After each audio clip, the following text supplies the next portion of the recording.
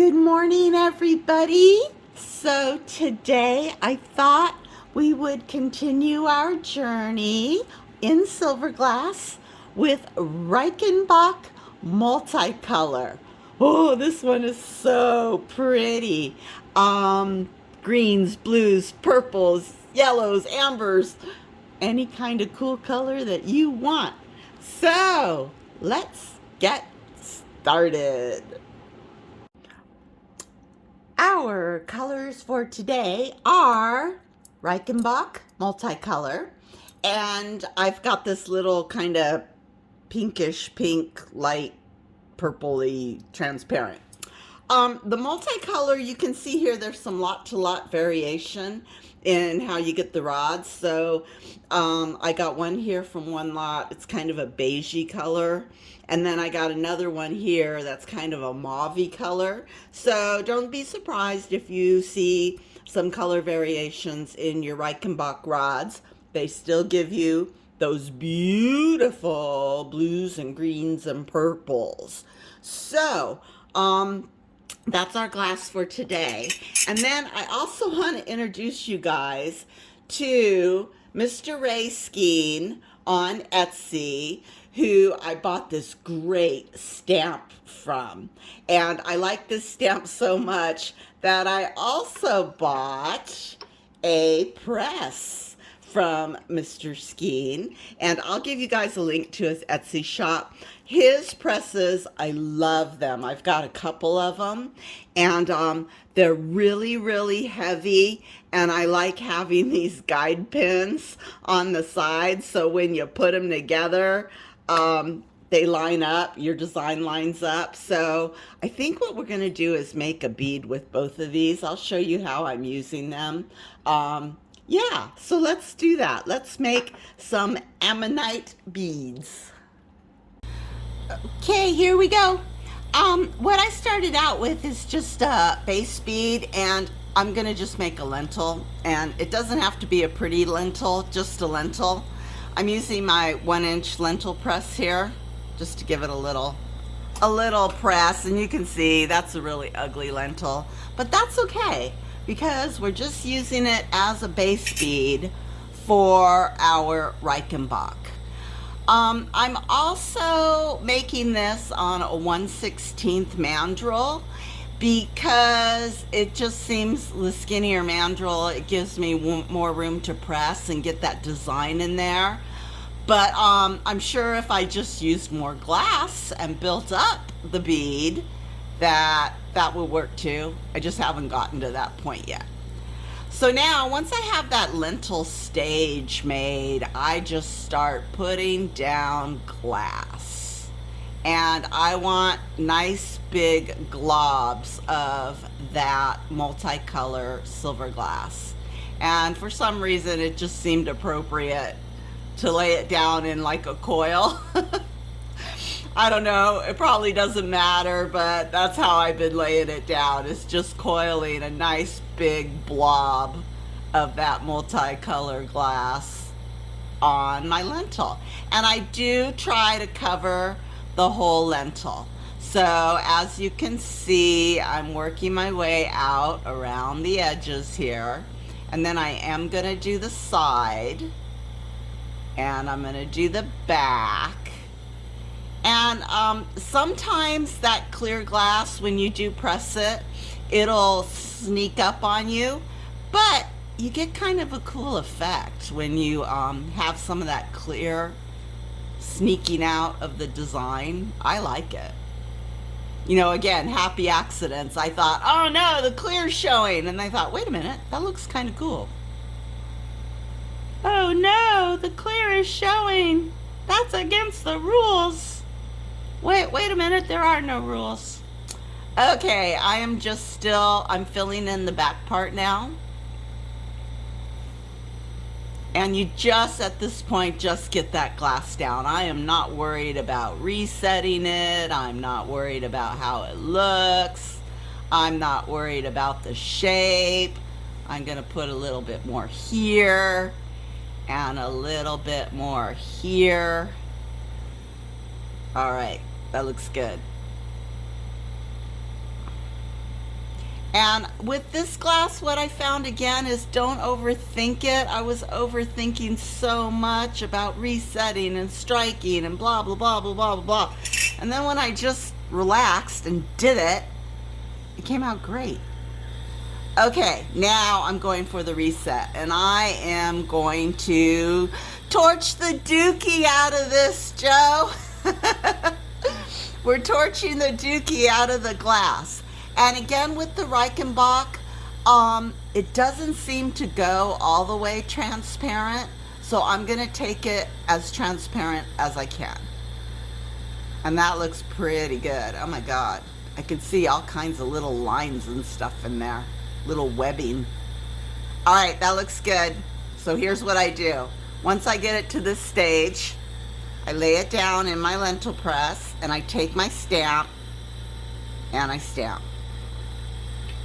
And voila, there is your Ammonite. Now, we're gonna let it cool a bit because we just reset it and I let it cool, and I think that that stamp also assisted in the cooling process. And this is the part I'm still working out, is you can see it squished out around the bottom of the lentil. I don't know, I may think that that's okay. I'm not too upset about that. But there is some of those blues and greens, and let me stick this under the table. Wow, it's already not glowing, so it's already cooled off a bit. All right, let's see if we can get some purples to come out of this. I'm just going to torch those top edges till I get that glowing red skin. Let's see if anything happens. Oh, I got a little bit. Actually, again, you know, the striking glass, I can never get it to strike. But if I just use it and do what I want with it, then it comes out great. I mean, I'm really happy with how this looks. It's very organic with those greens. Oh, there's some purples right there coming out. So you can see with the striking, you kind of have to wait a little bit for the strike to take effect. Light it up, get that glowing skin on it, and then pull it out and let it cool down. And I know it's probably hard to see in my goofy little camera here, but God, I really, really like that.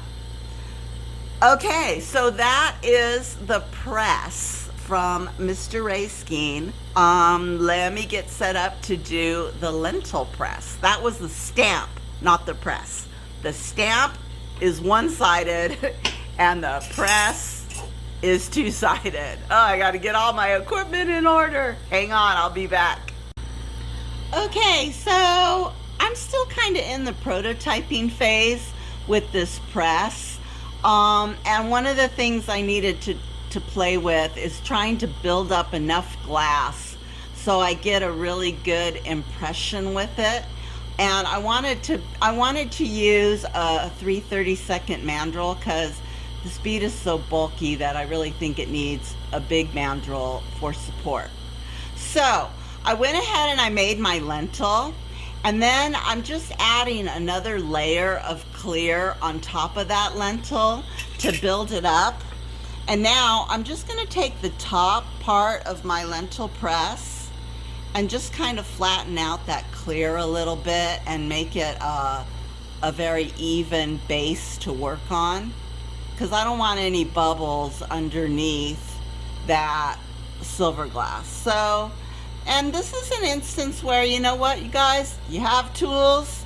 You don't have to use them exactly how they're designed. Use them for what you need them for. And for this, I just needed like the top half to smooth out that base bead. Plus, I'm a little OCD. I like things all neat and tidy, so I'm going to neat and tidy it up a bit here. But I did add an extra layer of clear on the bottom so that I could just build up that glass. Now on this one, the first bead, I used kind of that mauve color rod, and I'm going to use this beige color rod. They both said multicolor on them. I'm sure they're both the same, but let's see if we get the same stuff. We'll either get the same stuff or I mixed up my rods when I was putting them away. Yay, like that has never happened, right? We've never mixed up our rods.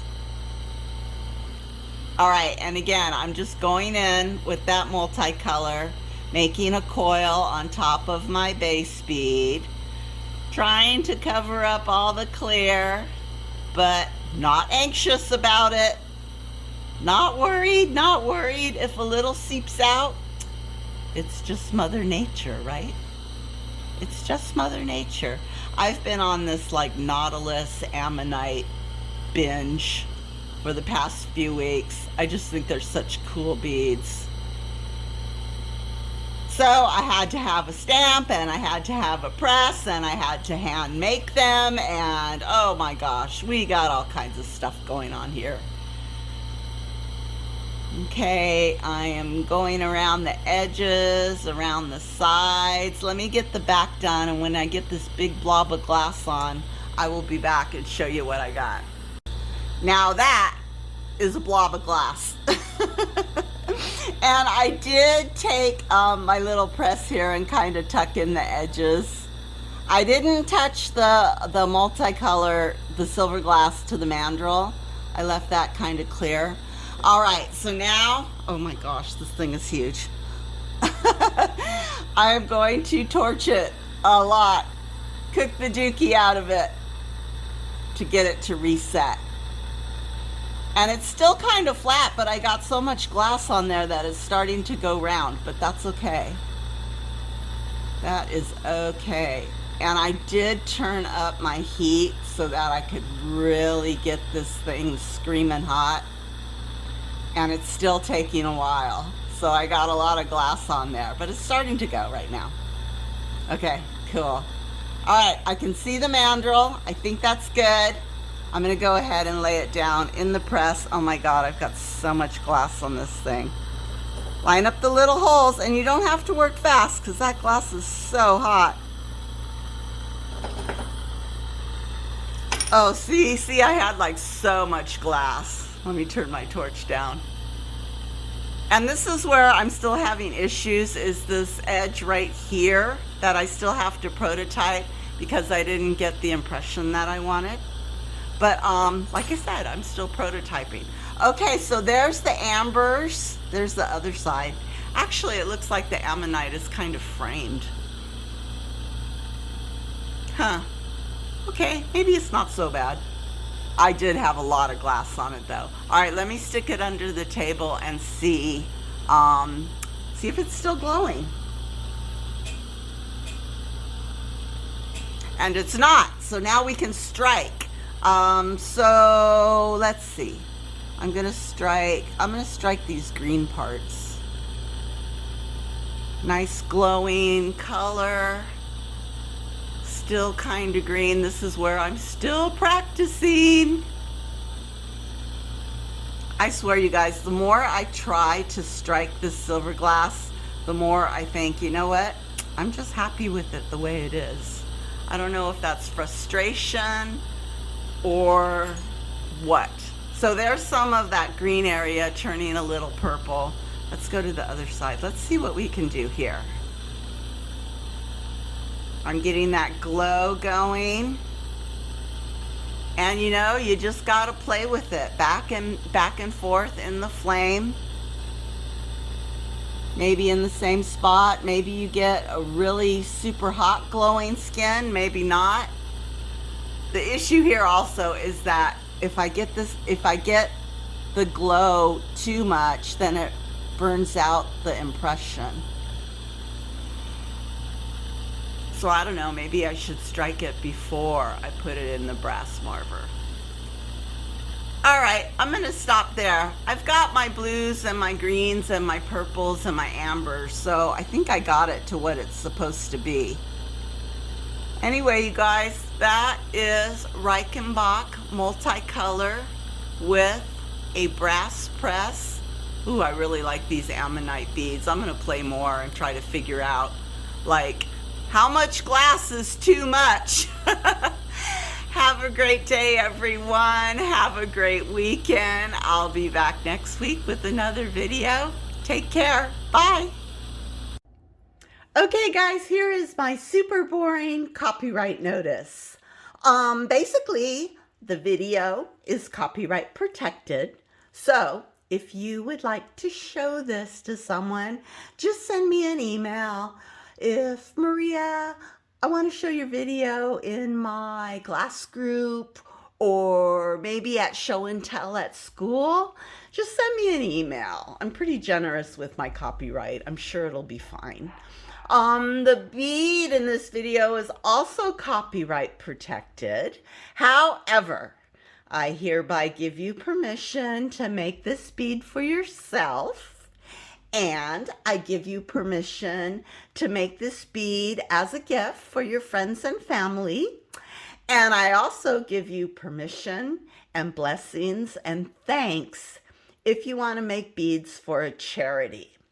The only thing I ask is that you don't sell any of my beads because I'm selling my beads. Now, that being said, if you want to sell your beads, like say 5 beads at my church bazaar, send me an email and we can work something out. If you want to sell a dozen beads at your local craft show, send me an email. We'll work something out. If you want to sell 80 million beads on Amazon, oh my God, send me an email and we can talk about royalties and the millions of dollars we're going to make selling beads. Anyways, guys, get a hold of me. I'm really generous with my copyright. I'm not here to make any money. So yeah, talk to me. Don't be scared. It'll be all right. Take care. Thanks for hanging out, and I'll see you soon. Bye.